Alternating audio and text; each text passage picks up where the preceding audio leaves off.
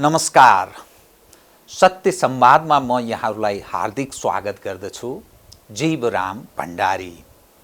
आज यहाँहरू सामुन्ने उपस्थित हुनुहुन्छ डाक्टर शेखर कोइराला। उहाँ नेपाली काङ्ग्रेसका नेता हुनुहुन्छ। एउटा सम्भावना भएको नेता भन्छु म उहाँलाई। समसामयिक विषयमा आज म उहाँसँग केन्द्रित रहेर विविध कतिपय विश्लेषणात्मक कतिपय सूचनामूलक ढङ्गले कुराकानी गर्नेछु। सर्वप्रथम म उहाँलाई स्वागत गर्छु। स्वागत छ डाक्टर साहब। धन्यवाद। हामी अलि अप्ठ्यारो अवस्थामा प्रवेश गरे जस्तो देखियो। भलै नेपालको राजनीतिक परिवर्तन लामो समय भएको छैन। 12 बुँदे दिल्ली सम्झौता तत्पश्चातको नेपालको विकास भएको राजनीतिक घटनाक्रम, जारी भएको संविधान सभा मार्फत संविधान अनि एकमना सरकार, झन्डै 2/3 बहुमत निकटको प्रजातान्त्रिक शक्तिहरू अलि निरीह, अलि कमजोर जस्तो देखा परेको यो समग्र तस्बिर हेर्दा। तर राजनीति फेरि निर्वाचित जनप्रतिनिधि केन्द्रदेखि स्थानीय तहसम्म अस्थिरता, यो अलिक विरोधाभास देखिरहेको छ। त्यो बाहेक होइन, यहाँले जुन भन्नुभयो त्यो वास्तवमा सही पनि हो। तपाईको संविधान सभाले संविधान बनायो र त्यो संविधान अनुसार निर्वाचन भएर 2/3 को सरकार बन्यो। अलमोस्ट 2/3 भनौँ, 5-7 वटा सदस्यहरू अझ भएको त 2/3 नै हुन्थ्यो। तर त्यो 2/3 को सरकार आफैमा विरोधाभास देखिरहेको छ। उहाँहरूको बिचमा नेपाली कांग्रेस जो प्रतिपक्षमा छ, हामीले कति गर्यौं कति गरेनौं त्यसको लेखाजोखा भोलि पिपुलले गर्लान्। तर उहाँहरूको बिचको द्वन्द्व, नेकपा भित्रको द्वन्द्वले गर्दाखेरि यो समस्याहरू उत्पन्न भएको र सँगसँगै तपाईको अहिले विश्वमा जे देखिएको छ, पपुलिज्म, राष्ट्रवादका कुराहरू, लोकप्रियतावादी जुन भन्छौँ पपुलिज्मको, त्यो कुराहरू विश्वमा धेरै राष्ट्रहरूमा देखिया छ र यहाँ पनि नेपालमा पनि त्यो देखियो। त्यसको असर भनौँ न।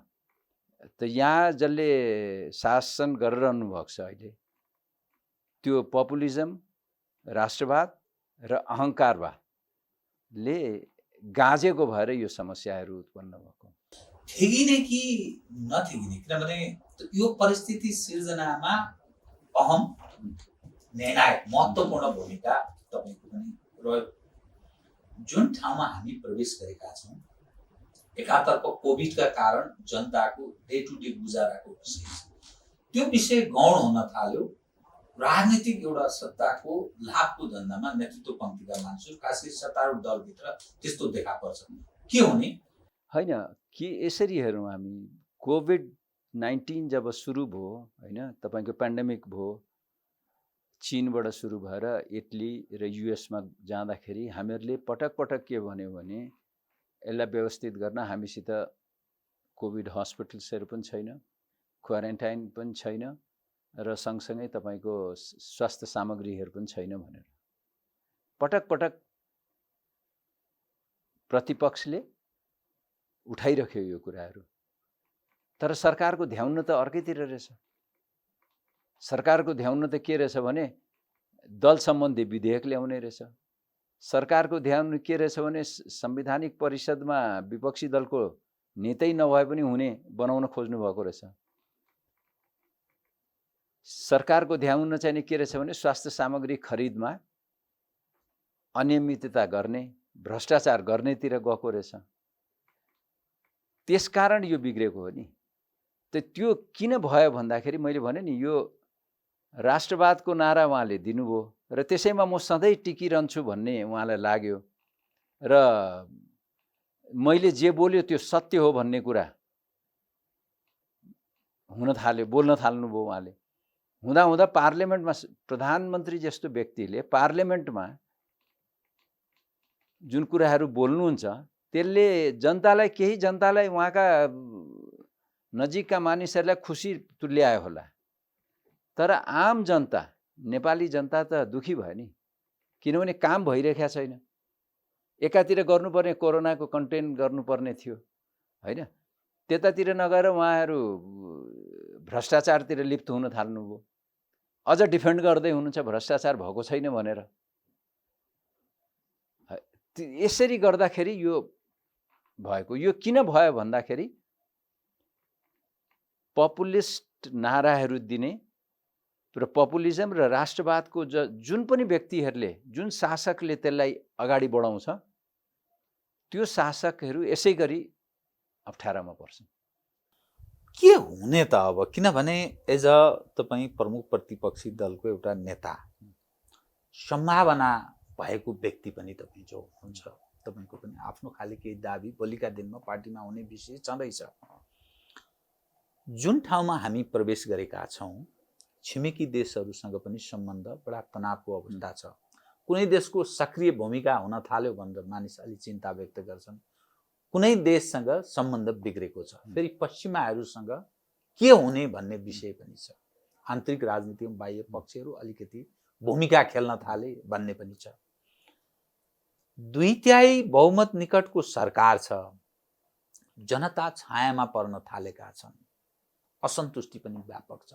यसले ल्याउने परिणाम के हो नि? हेर्नुहोस्, एउटा त नेपाली कङ्ग्रेस त प्रतिपक्षमा छ। हामीले प्रतिपक्षको भूमिका सरकारलाई सचेत गराइरहने मात्रै हो। हामीहरू योभन्दा धेरै गर्दैनौँ, गर्न पनि हुँदैन हामीले। तर सशक्त काङ्ग्रेसको प्रमुख प्रतिपक्षको भएन भन्ने आवाज पनि सडकमा हो, छ। त्यो छ, सडकमा त्यो आवाज छ होइन। जस्तो भ्रष्टाचारकै इस्युमा संसदमा हामीहरूले जसरी बोल्नु पर्थ्यो, यो कोभिड-19 कै इस्यु मात्रै होइन, अहिले त अरू भ्रष्टाचारका इस्युहरू पनि आइसके। त्यसमा नेपाली कङ्ग्रेस बोलेकै छैन भने पनि हुन्छ संसदमा, हामीले बोल्नुपर्ने हो। दोस्रो कुरा, तपाईँको अरू इस्युजहरू पनि छन्, ती इस्युजहरूमा पनि हामीहरू अलिकति गम्भीर रूपले छलफलमा ल्याउनु पर्ने हुन्छ। त्यो गरेका छैनौँ। तर त्यति भन्दै पनि नेपाली कङ्ग्रेसको पार्लियामेन्ट्री सिस्टममा त जसले जे भने पनि सङ्ख्या नै हो। हामीहरूको सङ्ख्या पुग्दा पनि पुग्दैन, हामीहरूले यो गर्न पनि हुँदैन। त्यो गरेर हामीहरूले त्यो डिस्टर्ब गर्न सक्ने अवस्था पनि छैन। यो कहाँबाट भइरहेको छ भन्दाखेरि यो उहाँहरूकै पार्टीभित्र नेताहरूको बिचमा बेमेल भन्नुहोस् या उहाँहरूको पार्टीको बिचमा केही कुरा नमिलेर नै भएको हो यो कुराहरू। र यसलाई प्रधानमन्त्रीजीले चाहिँ कसरी व्याख्या गरिदिनु भयो भने, यी सबै नेताहरू चाहिँ कुनै देशसित ले उचालिरहेका छन् भनेर उहाँले व्याख्या गरिदिनु। त्यसै त्यही नै हो। एउटा प्रधानमन्त्रीले त्यो हदसम्म त्यसरी एउटा यसलाई म चाहिँ के भन्छु भने, प्रधानमन्त्रीजी स्वच्छाचारी हिसाबले हिँड्दै हुनुहुन्छ। जे मन लाग्यो त्यही बोलिदिने, पार्लियामेन्टमा पनि बोलिदिनु भएको छ। यसले देशको गरिमा, प्रधानमन्त्रीको आफ्नै कुर्सीको गरिमा पनि र आफ्नै गरिमा पनि ध्वस्त पार्दै हुन्छ नि त। नेपाल कम्युनिस्ट पार्टी नेकपा, यसकारण मैले यो जिकिर गरेँ, यहाँ भलै काङ्ग्रेसको नेता भए पनि सत्तारूढ दलभित्रको तनाव, आन्तरिक खिचलोले मुलुकका जनता पनि पीडित हुन्छन्, छिमेकी देशसँगको सम्बन्धका बारेमा पनि असर गर्छ। यो आन्तरिक खिचलोले निम्तिने परिणाम जो कतिपय मानिस विश्लेषकहरू पनि विश्लेषण गर्न थाले, यो अन्ततोगत्वा विभाजनमा जान्छ के हो, त्यो सम्भावना निकट छ भन्ने दृष्टिकोण पनि राख्न थाले। एज तपाईँ के बुझ्नुहुन्छ नेपाल कम्युनिस्ट पार्टी नेकपाभित्रको आन्तरिक जुन राजनीति छ यसले ल्याउने परिणाम, अनि काङ्ग्रेस आफूलाई कसरी सोचिरहेको छ त्यसबाट आउन सक्ने परिणाम उप? अब हेर्नुहोस्, अब हामी त प्रतिपक्षमा छौँ होइन। नेकपाभित्रको आन्तरिक द्वन्द्व किचलोमा हामीहरू पर्न त हुँदैन, पर्दैनौँ पनि। तर जसरी उहाँहरू जाँदै हुनुहुन्छ यसले देशलाई दूरगामी असर चाहिँ नै पार्छ। र उहाँहरूले जसरी अगाडि बढिरहनु भएको छ, उहाँहरूको बिचको द्वन्द्वले गर्दा या किचलोले गर्दा त्यसले के हुन्छ भने, तपाईँको कुनै पनि देशमा शक्ति राष्ट्रहरूको चलखेल अलिकति भइरहेको हुन्छ, त्यो स्वाभाविक हो, त्यसलाई म अन्यथा लिँदै लिन्न, त्यो एकदम हुन्छ। त्यो स्वाभाविक प्रक्रियामा हामी कसरी म्यानेज गर्छौँ भन्ने कुरा मात्रै हो। नेताहरूले कसरी म्यानेज गर्नुहुन्छ, पार्टीहरूले कसरी म्यानेज गर्छ, त्यही नै हो। र यहाँ अहिलेको कन्टेक्स्टमा हेर्दाखेरि, यहाँ माने तपाईँको नेकपा भित्रको हेर्दाखेरि, जसरी प्रधानमन्त्रीजीले अन्य नेताहरूलाई माने कुनै शक्ति राष्ट्रको बहकाउमा आएर बोलेको भनेर भन्नुभयो, त्यसले नेकपामा विग्रह त ल्यायो। त्यो विग्रहले भोलि कहाँसम्म पुर्याउँछ भन्ने कुरा त उहाँहरू नै बसेर छलफल गर्नुपर्छ। म त अहिले पनि के चाहन्छु भने पार्टी नटुटोस्। तपाईँ त्यो सम्भावना देख्नुहुन्छ यो अहिलेको घटनाले टुटको निकट छ? होइन, नेपाल कम्युनिस्ट पार्टी नेकपा म कसरी हेर्छु भने जसले पार्टी बनाइदियो, यो आफै बनेको त होइन, जोडिएको, या जोडिया हो भने पनि त्यो तपाईँको आन्तरिक तागतसँग कि बाह्यसँग काहीँ होइन, बाहिर पनि हुनसक्छ, आन्तरिक पनि हुनसक्छ होइन। आन्तरिक हो भने पनि जुट्छ, बाह्य हो भने त्यही बाह्यले फेरि जुटाउँछ। विभाजनको सम्भावना तपाईँ देख्नुहुन्न त्यस अर्थमा? म चाहिँ नि त्यसरी हेर्नुभयो भने बाह्य शक्तिहरू लागेका छन् भने विभाजनको सम्भावना त कम हुन्छ नि त। जसले जोडेको हुन्छ त्यसैले तोड्ने हो, र अहिले टुट्दाखेरि त कमजोर देखिन्छ नि त। कथम यो टुटमा प्रवेश गर्यो भने यो सहयात्रा, त्यतिखेर नेपाली काङ्ग्रेस त्यो टुटफुटको अवस्थाको एउटा पक्षलाई साथ लिएर कि कुनै अर्को ढङ्गले सोच्ने अवस्थामा नि प्रवेश गर्नुपर्छ भन्नेमा पनि? अब नेपाली काङ्ग्रेसमा छलफल भएको छैन, हाम्रो केन्द्रीय समिति त बैठक बसिरहेको छ, यो विषयमा प्रवेशै गरेका छैनौँ हामी होइन। तर मलाई के लाग्छ भने अगर नेपाली काङ्ग्रेस, किन 2 वर्षपछि त 2-2.5 वर्षपछि त इलेक्सन आउँछ, हामी सरकारमा जानुभन्दा बाहिर बसेर हामीहरूले जो बन्छ त्यसलाई सपोर्ट गरे पनि हुन्छ। हामीहरूले कसैलाई अहिले त्यसै सपोर्ट गर्दाखेरि भोलि नेपाली काङ्ग्रेस अझ कमजोर हुन्छ कि भन्ने पनि हामीले सोच्नुपर्छ। हामीले हाम्रो सङ्गठन कस्तो छ र त्यो सङ्गठनमा उभिएर हामीहरूले कसलाई सरकारमा भएकालाई सपोर्ट गर्दाखेरि भित्र माने सरकारैमा जाने या नजाने भन्ने कुरा हुन्छ। तर नेपाली काङ्ग्रेसमा अहिले छलफल भएको छैन, त्यसकारण अहिले नै भन्न सक्ने अवस्था छैन। कतिपय मानिसको बुझाइमा जो आफूलाई प्रजातान्त्रिक निकट, त्यसको निकट ठान्ने गर्छन् नि, वामपन्थीहरूसँगको नेपाली काङ्ग्रेसको सहयात्रा र सहकार्य ठुलो नोक्सानीमा परिणत भयो। आइन्दाका दिनमा वामहरूसँगको सहयात्रा र सहकार्यलाई हामीले सधैँलाई तिलाञ्जली दिनुपर्छ भन्ने दृष्टिकोण राख्दा रहेछन्। यसो तपाईँ एउटा सम्भावना भएको नेता भएको हुनाले के ठान्नुहुन्छ यस सवाल? हेर्नुहोस्, हामीहरूको अलिक स्पष्ट होस्। होइन, म स्पष्टै कुरा राख्छु। नेपाली काङ्ग्रेसको जुन विचार छ, जननायक बिपी कोइरालाले दिनुभएको विचार, राष्ट्रियता, प्रजातन्त्र र समाजवादको विषयमा उहाँले जुन व्याख्या गरेर जानुभएको छ, त्यसमा वामपन्थीहरूको विचारसित हामीहरूको मेल खाँदैन यसै हेर्नुभयो भने। तर पार्लियामेन्ट्री सिस्टम छ र हामीहरूको यसपटक उहाँहरूले 2/3 करिब 2/3मा पुग्नुभयो। अब त त्यो सम्भावना देखिँदैन, अब त देखिँदैन नि। माने तपाईँको किन समानुपातिक र प्रत्यक्ष दुइटै निर्वाचनले गर्दाखेरि यो त once in a lifetime थियो, उहाँहरूलाई अपर्च्युनिटी थियो। त्यो अपर्च्युनिटी उहाँहरूले गुमाउँदै हुनुहुन्छ भन्छु। यो अहिलेको यस्तो अवस्था त कहिले पनि आउँदैन। यो निर्वाचन प्रणाली जुन छ, त्यो निर्वाचन प्रणालीमा हामीहरूले कुनै पनि दलले कुनै न कुनैसित साँठगाँठ गरेरै अगाडि जानुपर्ने आवश्यकता मैले देखेको छु। अब त्यसमा अब साँठगाँठ गर्ने जाने हो भने पहिले नै निर्णय गर्नुपर्छ हामीले कोसित गर्ने हो, कसरी जाने हो भनेर। हामी चाहिँ नि के गर्छौँ भने लार्जेस्ट पार्टी को हुन्छ अनि त्योसित साँठगाँठ गर्दाखेरि हामीहरूको मेल बेमेल भइरहेको हुन्छ। तर डेमोक्रेटिक कल्चर भएको पार्टीहरूसित हामी अगाडि मिलेर जान सक्नुपर्छ। अर्को उपाय त हाम्रो निर्वाचन प्रणालीले नै दिइरहेका छैन।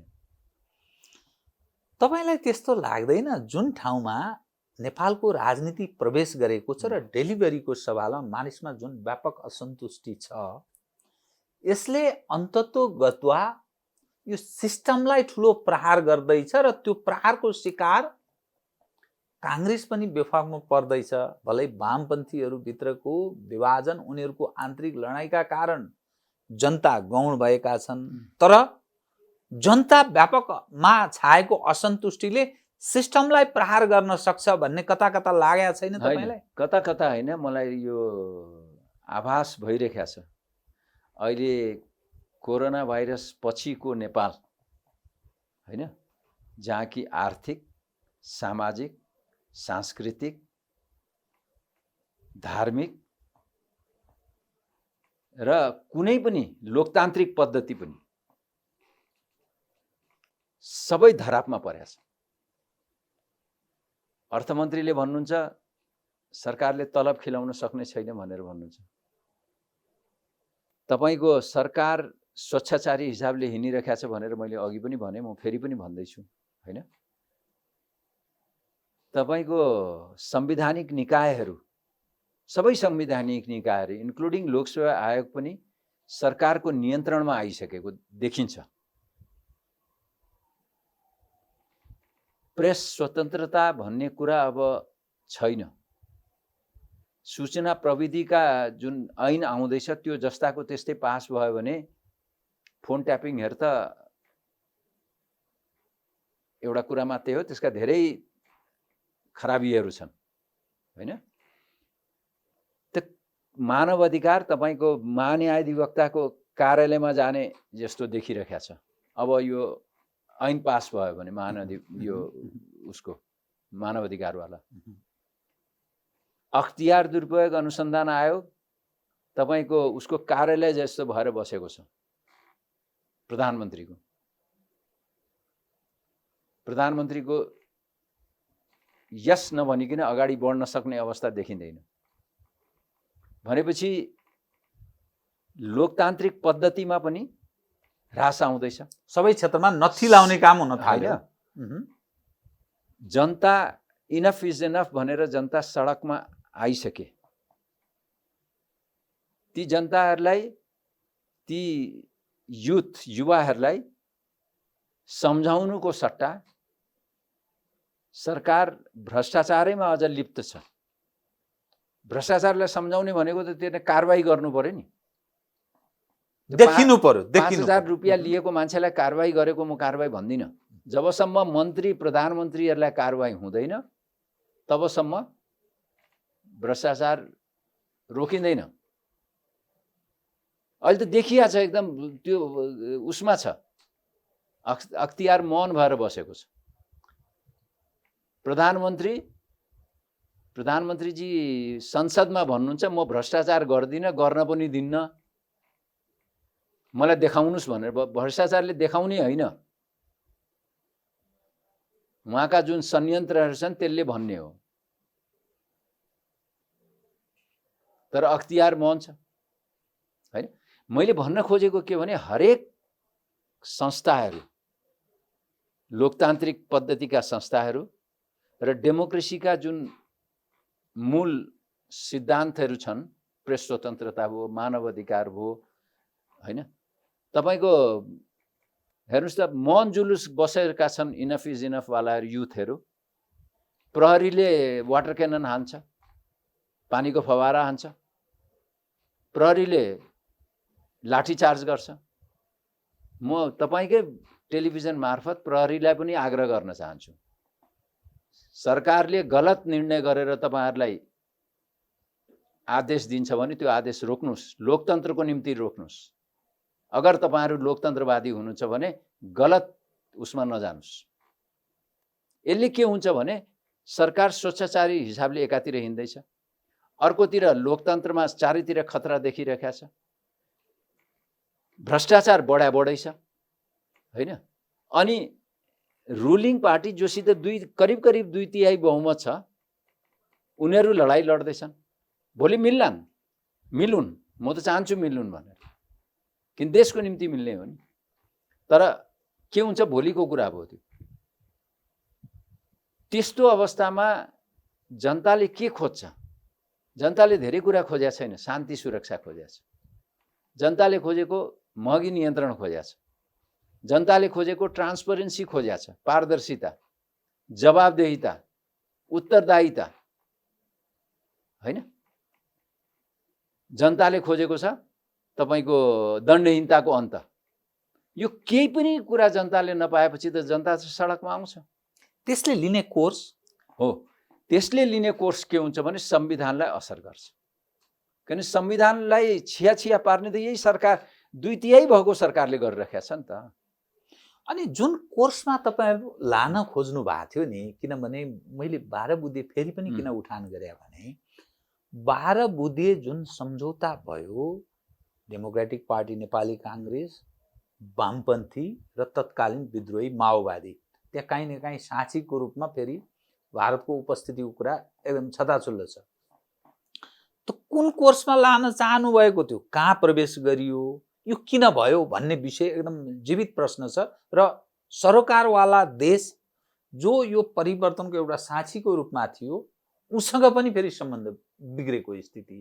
त्यो भलै त्यो हाम्रो सीमासँग सम्बन्धित विषय छ, त्यसमा हाम्रो अलग छलफलको विषय बन्छ नै। तर किन यो अवस्था पैदा भयो र कुन कोर्समा लान खोजेको, के भयो, के भएको यो? हामीहरूले लग्न खोजे त ठिकै ठाउँमा हो हैन। तर अब जो सरकारमा हुन्छ उसले गर्ने हो नि त।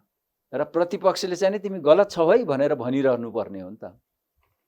त प्रतिपक्षले पनि जुन भूमिका खेल्नु पर्ने हो, मैले त अघि पनि भने, अहिले पनि फेरि भन्दैछु, संसदमा जुन भूमिका खेल्नु पर्ने हो त्यो भूमिका हामीहरूले पनि खेल्न सकिरहेका छैनौँ।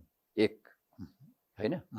र सरकारमा बसेको 2/3 को झन्डै 2/3 को सरकार आफैमा किचलो पैदा गरेको छ।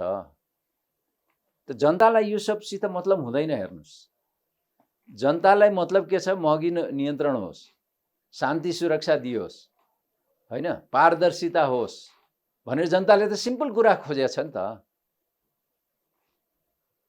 तर ती कुराहरू नहुँदाखेरि दण्डहीनताको अन्त खोज्या हुन्छ जनताले।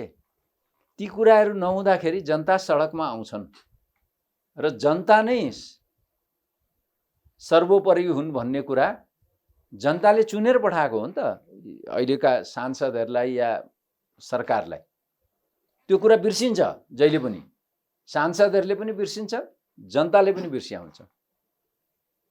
त्यसकारण अगर यही ढङ्गले अगाडि बढिरह्यो, स्वच्छचारी ढङ्गले सरकार पनि बढिरह्यो र प्रतिपक्षले पनि त्यसलाई खबरदारी गर्न सकेन भने कोर्स अर्कोतिर जान्छ। त्यो संघारमा परिवर्तन गरेको छ यसको भए नेपालको राजनीति त्यतातर्फ उन्मुख छ। अहिले देखिँदा अब हामीहरूले पनि सचेत भएर अगाडि बढ्नु पर्यो। नेपाली कांग्रेस पनि प्रतिपक्षमा छ हैन, र सरकार पनि सचेत भएर अगाडि बढ्यो भने एउटा ठाउँमा आउँछ। हैन भने त जनता नै जनार्दन हो नि त। जनताले भनेको कुरा त हामीहरूले चेक गर्न सक्दैनौँ नि। नेपाली कांग्रेसलाई चाहिँ त्यो सतर्क हुन, सचेत हुन, त्यो जनताको मुद्दा उठान गर्न, संसदमा त्यो कसेर प्रस्तुत हुन केले रोक्यो? यो के को उपज हो? यो समस्या के हो कांग्रेसको? कांग्रेसको समस्या त मैले कसरी भन्नु हैन, यो विषयमा संसदहरुसितै सोध्नुपर्छ। कुनै सांसदलाई बोलाएर ल्याएर सोध्नुस्। तर जुन हैन, नेता हुनुहुन्छ, जसरी भ्रष्टाचारको इस्युमा नेपाली कांग्रेसले एकदमै एग्रेसिभली आउनु पर्थ्यो। तपाईको कोरोना भाइरस पछिको भ्रष्टाचारको कुरा गर्दैछु, त्यो पहिलेका भ्रष्टाचारहरूको कुरै नगर्नुस्। त्यो बेला त नेपाली कांग्रेस चुपै लागेर बस्यो। कोरोना भाइरस पछिको नेपालको संसदमा, यसपटकको संसदमा जसरी उठ्नु पर्थ्यो, उठाउनु पर्थ्यो नेपाली कांग्रेसले, त्यो नेपाली कांग्रेस चुकेकै भन्छु म। किनभने हामीहरूले त सचेत गराउने हो, राज्यलाई खबरदारी गर्ने हो। गलत काम गरेकोलाई पनि हामीहरूले बोलेनौँ भने त अनि के को प्रतिपक्ष हामी? राजनीतिमा एकपटक चुक्नुको अर्थ बित्ने हो नि, समाप्तै हुने हो। त्यो गाह्रो हुन्छ। म त मान्दैछु त यो कुरा त। त्यसैले त के हुन्छ भने राजनीतिमा हामीहरूले जुन कामहरू गरिरहेका छौँ नेपाली कङ्ग्रेसले, हामीहरूलाई पढिरख्या होला नि त, जनताले त हेरिरख्या होला नि त। आजकलको जनता पहिले जस्तो छैन नि, हेर्नुहोस् यो सोसियल मिडियाले गर्दाखेरि बुझ्ने क्षमता राख्छन् जनतामा, त्यो क्षमता विकास भइसक्यो, जनतामा क्षमता विकास भइसक्यो। त्यसकारण जनतालाई हामीहरूले बुझाइरहनु पर्दैन। म अहिले हेर्छु, माने सुन्छु, सामाजिक सञ्जालहरूमा पढ्छु, नागरिकताको इस्युमा, एमसिसीको इस्युमा हामीभन्दा धेरै बुझेका छन्। गाउँका जनताको कुरा गर्दैछु म, काठमाडौँका जनताको मात्रै कुरा गरिरहेका छैन। या भ्रष्टाचारको इस्युमा, या इभन तपाईँको यो क्वारेन्टाइनको इस्युमा, पिसिआरको इस्युमा, आरडिटीको इस्युमा, हरेक इस्युमा जनता हामीभन्दा एक स्टेप अगाडि नै छन्, पछाडि छैन। त्यो कुरा राजनीतिज्ञहरूले बुझिरहेको छ जस्तो लाग्दैन मलाई। जब त्यो बुझ्छौँ, जुन दिन हामी बुझ्छौँ नि, हामी एक स्टेप अगाडि हुन्छौँ। अब एक प्रश्न चाहिँ, एक विषय चाहिँ म एज अ काङ्ग्रेसकै विषयमा उठान गर्छु, त्यसपछि फेरि म अन्यत्र मोड्छु यहाँको ध्यान। काङ्ग्रेसमा यस्तो समस्या छ भने, किनभने महाधिवेशन पनि सन्निकट छ, भलै अब कोभिड-19 का कारण कहिले हुने त्यो अर्को पक्ष छँदैछ, चर्चामा फेरि शेरबहादुरजी प्रयास गर्दै हुनुहुन्छ। तपाईँको भाइकै पनि चर्चा छ, शशाङ्क, डाक्टर शशाङ्क कोइराला। सिटौलाजी पनि आफ्नो केही कसरत सायद गर्दै हुनुहुन्छ भन्ने सुनिन्छ। तपाईँको पनि चर्चा छ।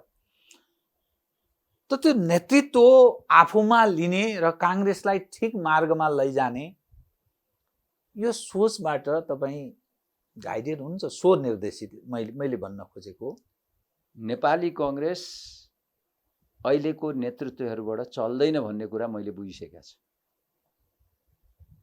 यो 3-4 वर्षको नेपाली कङ्ग्रेसको 13औं महाधिवेशनपछि का अहिलेका दिनहरूसम्म जुन देखिन्छ, हैन, क्रियाकलापहरूले नै बुझ्ने हो। तपाईँको निर्वाचनमा पराजित र विजय र पराजित भइरहन्छ। निर्वाचन एउटा हो, मापदण्ड हो, तर साङ्गठनिक हिसाबले तपाईँको संसदमा हामीहरूको प्रस्तुतिले, कुनै व्यक्तिले बोल्ने भन्ने कुरा हुँदैन। नेपाली कङ्ग्रेसकाले के गरेको छ भन्ने कुरा इम्पोर्टेन्ट हुन्छ, हैन। र इस्युजहरूमा नेपाली कङ्ग्रेसले कसरी लिएको छ, भ्रष्टाचारको इस्युमा कसरी हामी प्रस्तुत भयौँ, या अरू इस्युहरूमा कसरी हामी प्रस्तुत भयौँ, एमसिसीकै इस्युमा हामी कसरी प्रस्तुत भयौँ, या जे इस्यु छ, इस्युजहरूमा जनताले हेर्ने हो। इन्डिभिजुअलले शेखरले यस्तो बोल्यो या अर्कोले यस्तो बोल्यो भन्ने कुरामा इम्पोर्टेन्ट होइन। त्यो कुरामा हामी चुकेको छौँ। र मलाई के विश्वास छ भने नेपाली कङ्ग्रेसका महाधिवेशन, नेपाली कङ्ग्रेसको अधिवेशन 7 फागुनैमा हुन्छ भन्ने कुरा हिजो मात्रै हामीहरूले निर्णय गरेका छौँ। हिजो केन्द्रीय समितिले अलिकति कार्यतालिका चाहिँ नि पर सारेका छौँ कोरोना भाइरसको कारण। अब हामीहरूले छलफल गर्नुपर्ने चाहिँ कुनै कारणले भएन भने कसरी हामी अगाडि बढ्ने भन्ने कुरा पनि हामीहरूले छलफल गर्न बाँकी छ। तर निर्णय चाहिँ नि 7 फागुनैदेखि महाधिवेशन हुन्छ र तपाईँलाई विश्वास दिलाउँछु नेतृत्व परिवर्तन हुन्छ। किनभने नेपाली कङ्ग्रेसका कार्यकर्ताहरू, जुन मैले अघि भने गाउँमा बस्ने कार्यकर्ताहरू त्यत्तिकै जान्नेछन्, बुझ्नेछन् जो अरू जनता छ। अलिक खिपेर मैले विषय उठान गरेँ काङ्ग्रेसको सवालमा। त्यो नेतृत्व परिवर्तन हुन्छ भन्नुको अर्थ शेरबहादुरजी चाहिँ हुँदैन, अर्को तपाईँ या शशाङ्क या अर्को या अझ तल्लो पुस्तामा भन्न खोजे कि के भन्न खोजे? मैले भन्न तपाईहरुले बुझ्दिनुस्, अहिले नेतृत्वमा को छन्? त्यसमा शेखर कोइराला त्यो नेतृत्वमा पर्नुहुन्छ कि पर्नुहुन्न? म केन्द्रीय सदस्य हो, त्यसको केही भाग त मैले पनि लिनुपर्छ। अहिले भएका कमी कमजोरीको म भाग लिन्न, जिम्मेवारी लिन्न भनेर म भन्दिनँ, हैन। तर अब त महाधिवेशन प्रतिनिधिहरूले निर्णय गर्ने कुरा हो नि त। नेपाली काङ्ग्रेसका कार्यकर्ताहरूले निर्णय गर्छन् नि त त्यो निर्णय म विश्वस्त के छु भने अबको नेपाली काङ्ग्रेसलाई यस्तो नेतृत्व आउँछ जसले कि नेपाली काङ्ग्रेसलाई अगाडि बढाएर लग्छ। यो नेतृत्वबाट चल्दैन, यो नेतृत्वहरू जो हुनुहुन्छ उहाँहरूबाट चल्दैन। त्यो नेतृत्व मात्रै परिवर्तन हुन्छ कि नेपाली काङ्ग्रेसले लिएको राजनीतिक मार्गमा पनि केही पुनर्विचार गर्ने अवस्थामा काङ्ग्रेस प्रवेश गर्छ? एउटा कुरा के बुझ्नुस् भने जनताको भावनालाई हामीले बुझ्न सकेनौँ र लिडरले भिडलाई डोराउन सकेन भने पार्टीमा म नबसे हुन्छ, लिडर नभए हुन्छ। मलाई विश्वास छ हामी सक्छौँ, म सक्छु, अरूलाई पनि होला विश्वास। लिडरले लिड गर्न सक्नुपर्छ र अहिलेको जुन परिस्थिति छ देशको परिस्थिति र जननायक बिपी कोइरालाले भन्नुभएको पनि सम्झौँ हामी, राष्ट्रियता, प्रजातन्त्र, समाजवादका कुरा र भारतबाट जब बिपी नेपाल फर्केर आउनुभयो जुन बेला राष्ट्रियता अत्यन्त कमजोर छ भनेर भन्नुभयो, मलाई लाग्छ त्योभन्दा बेसी कमजोर अहिले नेपाल भएको छ आजको दिन कुरा गर्ने राष्ट्रियताको सवालमा। अनि त्यो काङ्ग्रेसले यदि त्यस्तो अवस्थामा प्रवेश मुलुक गरेको छ भने यो परिवर्तनको सम्भागमा one of the major factor Nepali Congress, Nepali Congress परिवर्तनको सम्भाग नेपाली काङ्ग्रेस त मियो भएर बस्छ, हेर्नु होला नि। अनि तपाईहरु त्यसमा चिन्तै नगर्नुस्, नेपाली जनताले चिन्ता नगरे हुन्छ, नेपाली काङ्ग्रेस मियो हुन्छ। यो सन्दर्भ हेर्दा नि कतिपय नेपाली काङ्ग्रेसले लिएको राजनीतिक मार्ग त्यसमा पुनर्विचार गर्नुपर्छ भन्ने अवस्था पनि छ कि होइन, जे भयो यो चाहिँ ठिक भयो, तर हामी यसलाई सम्हालेर लाने क्षमता राख्छौँ भन्न खोज्नु, यो अलि स्पष्ट होस्। अनि त्यसपछि म यसमा के छ भने हामीहरूले दुईटा कुरा बुझ्नु पर्यो। अहिलेको संविधानमा के खामी कमजोरीहरू छ त्यो केलाउनु पर्यो, केलाइसकेका छौँ हामीहरूले, तपाईहरुले पनि केलाउनु भएको छ, हामीले पनि केलाएको छौँ हैन। र जनताको के सोचाइ छ, के विचार छ, त्यो दुईटै कुरालाई हामीहरूले एनालिसिस गर्नु पर्यो, संश्लेषण गरेर मात्रै अगाडि बढ्नु पर्यो नि त हैन। र त्यसको निम्ति नेपाली काङ्ग्रेस तयार हुनुपर्छ। जनताको भावनालाई नबुझ्ने, राष्ट्रियताको कुरा गर्ने अनि जनताको भावना नबुझ्ने हो भने त किन कुरा गर्नु? अर्थात् अलि स्पष्ट होस् न, यही अवस्थामा केही पुनर्विचार पनि काङ्ग्रेस गर्न सक्ने अवस्थामा नि छ भनेर यसरी बुझ्ने होइन। अहिले त्यसरी बुझ्ने भन्दा पनि मैले भने नि, जनताको भावना भनेकै राष्ट्रियताको लाई इङ्गित गर्छ नि त। बिपीले त त्यही सम्झाउनु भएको हामीलाई हैन। त्यो कुरालाई आधार मानेर हामीहरूले अगाडि बढ्नुपर्छ। अब त्यसमा पुनर्विचार, अहिलेको उसमा पुनर्विचार गर्नुपर्छ भने पुनर्विचार गर्नु, कतिसम्म पुनर्विचार गर्ने हो, के पुनर्विचार गर्ने हो कि नगर्ने हो, त मैले मात्रै भनेर त हुँदैन। यो त सम्पूर्ण नेपाली काङ्ग्रेसको एउटा छलफलको विषय हुनुपर्छ नि, छलफलको विषय हुनुपर्छ। तर यसै गरिकन देश अगाडि बढ्न सक्दैन, यथास्थितिमा चल्न बढ्न सक्दैन। डाक्टर साहब, अनि अलिकति म परराष्ट्रसँग नेपालको राष्ट्रियतासँग जोडिएको विषय यहाँलाई अलिकति प्रेरित त्यतातर्फ मैले उन्मुख गराउन चाहेँ। नेपाल र भारत बीचको बडा तनावको अवस्था सिर्जना भयो। भारतले नक्सा जारी गरिदियो, हाम्रो कालापानी लिम्पियादुरा क्षेत्र, नेपालले पनि त्यसको प्रतिक्रिया स्वरूप नक्सा जारी गर्यो। यो ठाउँमा हामी प्रवेश गर्यौँ कि पत्राचार वार्ता बन्द, एकअर्काका नागरिक तहमा पनि अर्को समस्या पैदा हुने, द्वन्द्वतर्फ उन्मुख हुने हो कि भन्ने त्यो अर्को चिन्ताको विषय छ। चिनिया र भारत बीच, फेरि चीन र भारत बीच पनि तनावको अवस्था छ। अमेरिका हामीसँग किन महत्त्वको भएर आयो भने एमसीसी त्यत्तिकै लर्खरिएर बसेको छ, त्यसका कारण नेकपा विभाजन हुने हो कि के हुने हो भन्ने अर्को तनावको अवस्था छ। यो यावत हेर्दा यो के हुन लाग्यो डाक्टर साहब? यो हेर्नुहोस्, नेपाल एउटा सामरिक महत्त्वको देश हो। दुईटा ठुला छिमेकीहरू हाम्रो बिचमा छन् र एउटा छिमेकीसित सिमानाको कन्टेक्स्टमा लिम्पियाधुरा, लिपुलेक, कालापानीको इस्युमा हाम्रै भूभाग हो हैन। त्यो भूभाग भारतले हाम्रो भनिरहेका छ, नेपालले हाम्रो भूभाग हो, हामीले हाम्रो भन्यौँ, स्वाभाविकै भयो। स्वाभाविक हो। अब त्यसलाई संविधानमा पनि हामीले संशोधन गर्यौँ हैन। अब परिस्थिति कहाँ पुगेको छ भने लेटर आदान प्रदान पनि भएको छ कि छैन, आई डाउट इट। मलाई चाहिँ शङ्का छ। वार्ता त टाढैको कुरा देखिरहेका छु। नेपालले वार्ताको पहल गरिरहेका छ, भारतले वार्ता गरिरहेका छैन भन्ने कुरा आइरहेका छ मिडियाबाट र यहाँ हाम्रो सरकारको परराष्ट्र मन्त्रीले नै भनिसक्नुभयो।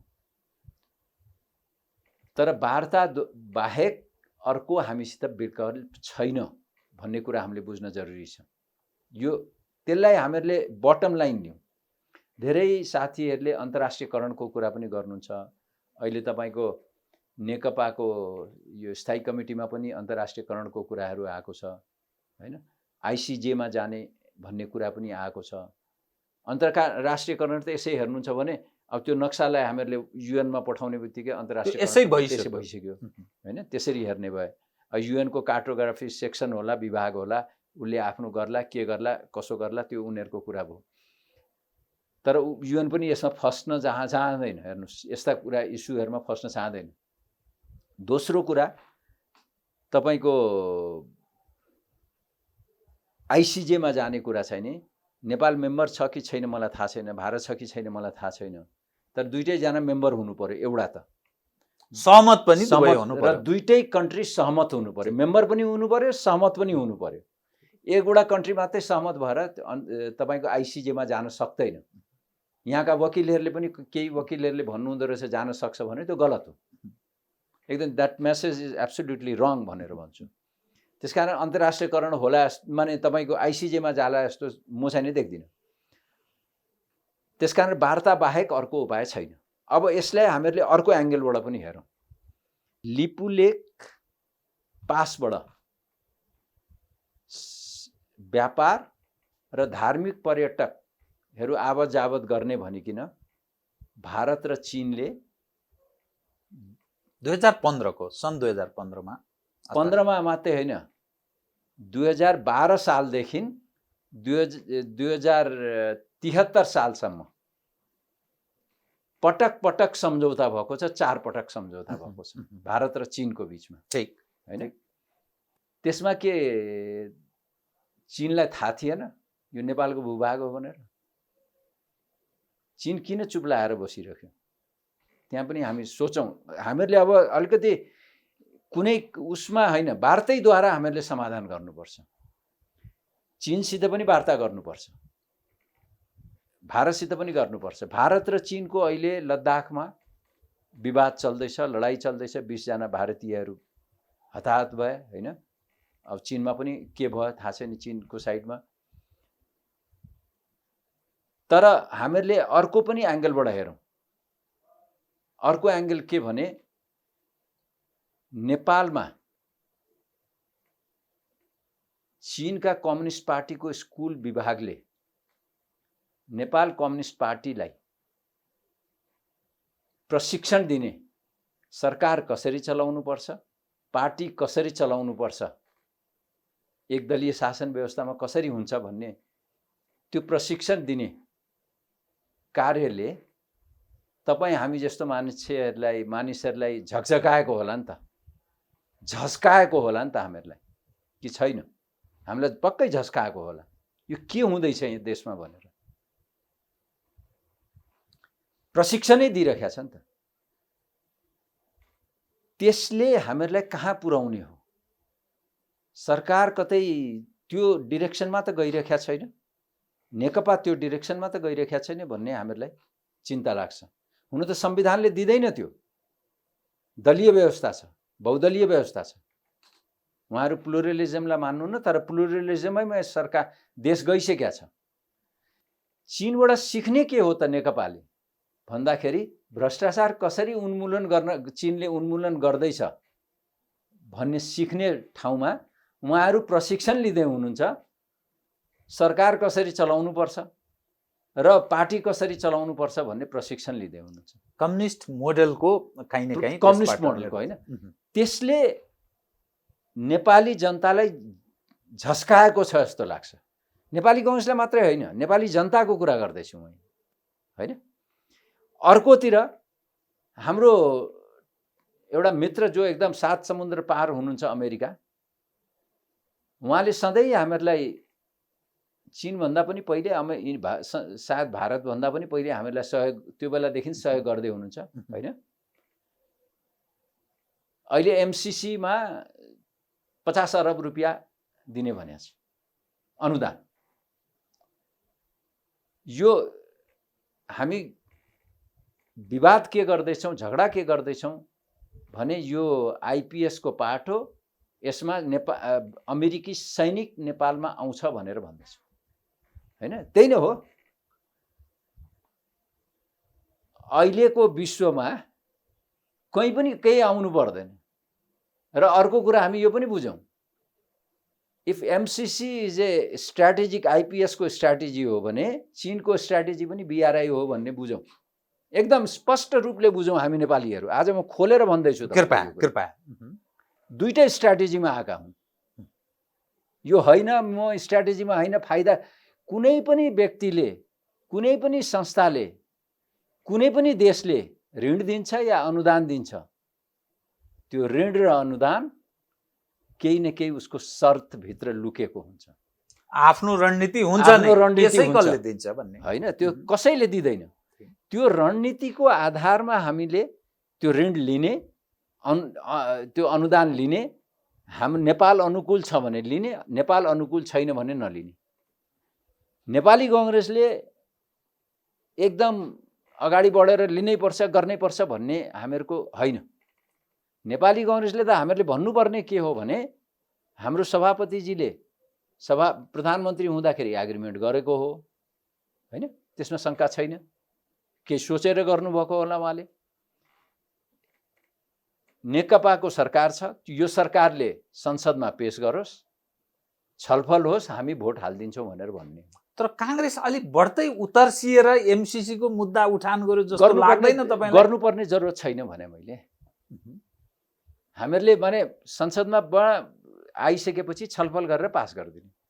तर यो जुन तर्कहरू सुन्छु म, लाग्छ कि यहाँ मिसाइलै अमेरिकाले दाग्छ भन्ने जस्तो कुराहरू आइरहेको छ, त्यो गलत हो भन्दैछु। या त हामीहरूले बीआरआई गर्नु पनि गलत हो भन्नु पर्यो, एमसिसी लिने पनि गलत हो भन्नु पर्यो, या दुइटै सही हो भन्नु पर्यो। दुइटै रणनीतिक उसमा आएको हुन्छ, उनीहरूको हुन्छ, त्यो स्वाभाविक हो।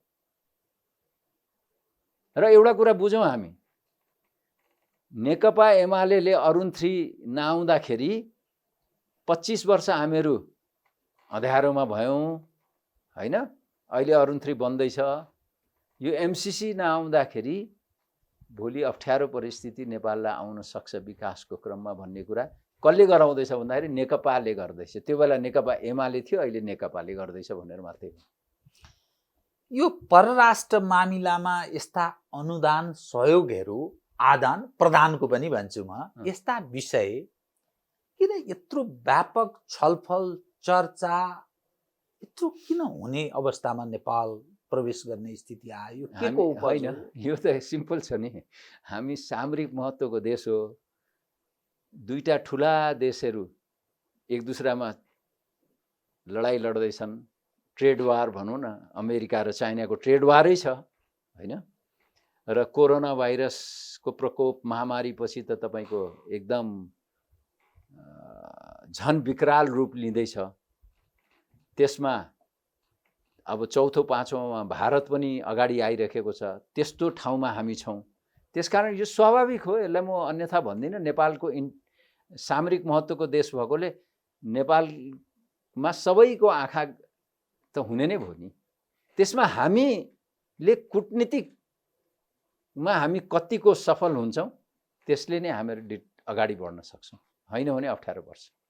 म कार्यक्रम ठिक एकदम अन्त्यतिर डाक्टर साहबको जुन राजनीतिक तस्बिर हामी देखिरहेका छौँ यसले यो तपाईँ एकदम सन्निकट अप्ठ्यारो अवस्था छ कि अलिकति केही समय लाग्ने अनि त्यसपछि चाहिँ अलि छ्याङ्ग हुने कतातर्फ प्रवेश गर्छौँ भन्ने देखिने के स्थिति छ? मैले यो विश्लेषण डाक्टर साहबको अब मैले कसरी विश्लेषण गर्नु यो कुरा त होइन, तर अहिले नेकपाको कसरी जान्छ मलाई त अहिले पनि लाग्छ उहाँहरू मिल्नुहुन्छ, मिल्नुपर्छ भन्ने मलाई लाग्छ। मिलेन भने मिल्नुपर्छ चाहिँ किन भन्नुभएको होइन, पार्टीहरू टुट्न हुँदैन। डेमोक्रेसीको निम्ति पार्टीहरू टुटेको राम्रो होइन। तर यो तस्बिर जुन तहको उहाँहरूको कन्फ्लिक्ट आन्तरिक देखा पर्छ यसले सहयात्रा गर्ने सम्भावना क्षीण देखिन्छ। फेरि अब कम्युनिस्टहरूको, नेपालको कम्युनिस्टहरूको देख्दाखेरि सहयात्रा गर्न सक्ने सम्भावना म देख्दिनँ। त्यसरी हेर्नु, नेपालको कम्युनिस्ट पार्टीहरूको हिस्ट्री हेर्दाखेरि या विश्वको कम्युनिस्ट पार्टीहरूको हिस्ट्री हेर्दाखेरि म देख्दिनँ। तर मिल्नुपर्छ भन्ने मेरो विजुअल थिङ्किङ हो। मिल्नुपर्छ, मिलेको राम्रो होइन भने त्यसले एउटा कोर्स लिन्छ, तर त्यो कोर्सले पनि समाधान गर्दैन जस्तो लाग्छ मलाई। जुन कुरा हामीले अहिले छलफल गऱ्यौँ होइन, यो कुनै दिन गरौँला तपाईँसित अझ डिटेलमा कुरा गरौँला, त्यो कोर्सले समाधान गर्छ जस्तो म चाहिँ नै देख्दिनँ। अन्तत्वगत्वा के हुने? अन्तत्वगत्वा सरकार राम्ररी चल्न सक्यो, सरकार शिष्टाचारी हिसाबले चलेन, सरकारले भ्रष्टाचार गरेन, सरकारले जनताका कुराहरूलाई सहर्ष स्वीकारेर हिँड्न थाल्यो, नियुक्ति गर्दाखेरि आफ्नो व्यक्तिहरूलाई मात्रै लिएर गर्न थाल्यो, राम्रा मानिसहरूलाई नियुक्ति गरेन, यस्ता कुराहरू गर्न थालेन भने चाहिँ राम्रो हुन्छ।